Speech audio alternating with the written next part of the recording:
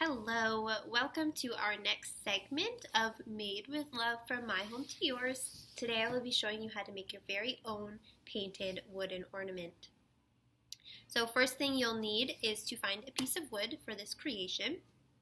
There are a lot of options of shaped discs of woods, from circles to little dinosaurs to little wooden keychains if you wanted.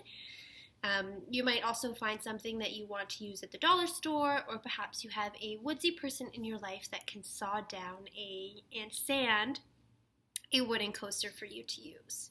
You will then need to get yourself some string, a hot glue gun if you have one, or some heavy duty glue will work as well.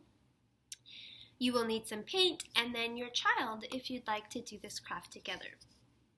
In the past, I made this ornament for my partner's parents as a Christmas gift.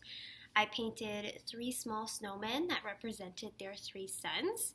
So this is what it looked like. We have the oldest with his guitar and his big beard, the middle with his snowboard and his tongue out, and then the youngest with his signature red toque and skateboard.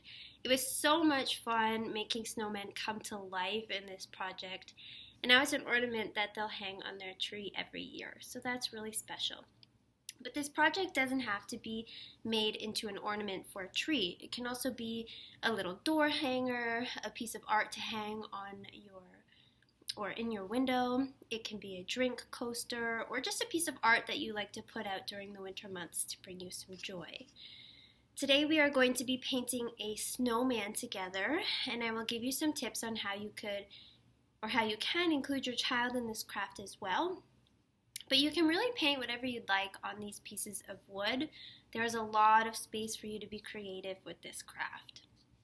For mine, as you can see on the one I did in the past, I like to keep my sky without paint because I like that you can still feel the woodsy nature of the ornament. And you'd sort of lose that if you painted your sky blue.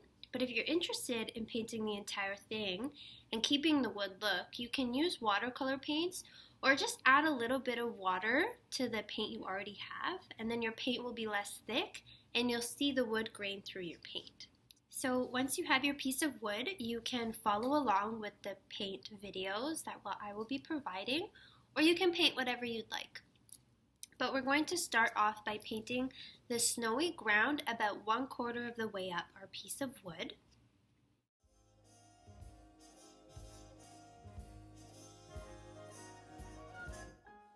Sleigh bells ring, are you listening? In the lane, snow is glistening. A beautiful sight. Now that we've done that, we are going to paint a very snowy tree. I want my tree to be all white, no green. The tree is completely covered with snow.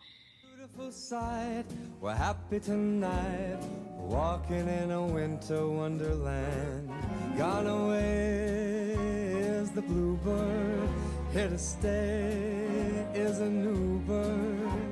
To sing a love song while we stroll along, walking in a winter wonderland. In the meadow we can build a snowman. We'll pretend that here's Parson Brown. He'll say I am married, we'll say no man, but you can do the job when you're in town. Now that we have our snowy ground and our snowy tree, we are going to paint our snowman.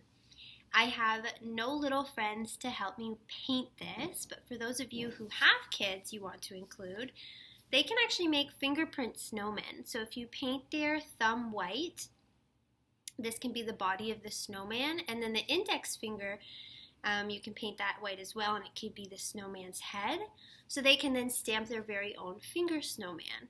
And this will then make the item so much more personal if you plan on gifting it, or even if you keep it, it'll be a little emblem of the age of your child when you made this ornament. So that's a lot of fun. But if you're painting alone with me, let's keep going.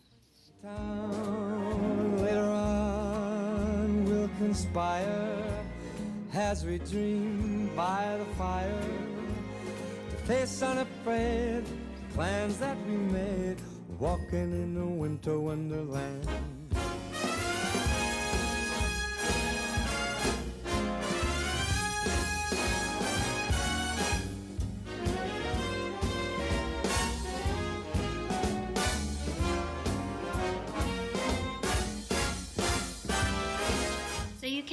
free to add any final touches, whether that be snowflakes falling, the words happy holidays, or even the name of the person that you're gifting it to. On mine, I'm going to write early on so that we can display it here in our center.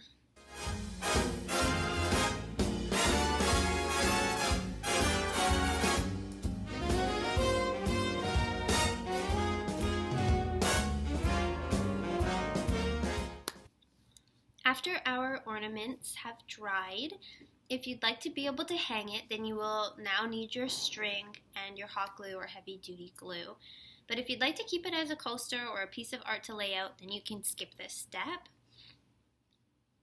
The length of the string will depend on where you want to hang it. So if you want to hang it on a doorknob, you'll need it long enough for the doorknob to fit through. If you want to hang it on your tree, then you'll need the string short enough that it doesn't hang too low off of the tree branch. In the meadow we can build a snowman. We'll pretend that he is part. Once you are done cutting your string, you are going to loop it and glue it to the top of your ornament. So if you'd like to add my favorite finishing touch, you can find an old penny that we can no longer use, and we're going to glue it to the string at the back of your ornament. So this will not only hide the end of your string, but it will also add a very special, adorable Canadian accent to your piece of art. We'll pretend that he is Parson Brown. We'll say, "Are you ready?" We'll say, "No, man." But you can do the job when you're in town. Later on, we'll conspire as we dream by the fire.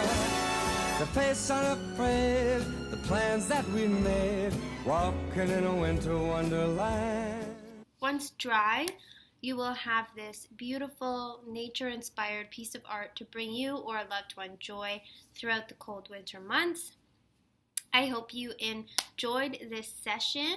If you'd like, we'd love to see the creative art that you've done on your wooden ornaments. So send us a picture so we can see what you've done.